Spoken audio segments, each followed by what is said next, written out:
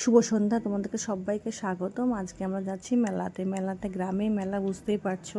তো না গেলে হয়, এখানে বাচ্চারা খেলছে আর রং বেরঙের সব একদম দোকান বসেছে, দেখতে খুব সুন্দর লাগছে। মেলা মানে ভিড়, বুঝতেই পারছো। আর এখানে নাগরদোল্লা চাপতে আমার খুব ভয় লাগে। আর এখানে ট্রেনে আমি একবার চেপেছি, আর নাগরদোলাতে আমি কোনোদিন চাপিনি আজ পর্যন্ত। এটা হচ্ছে ছেলে বাচ্চাদের খেলনা।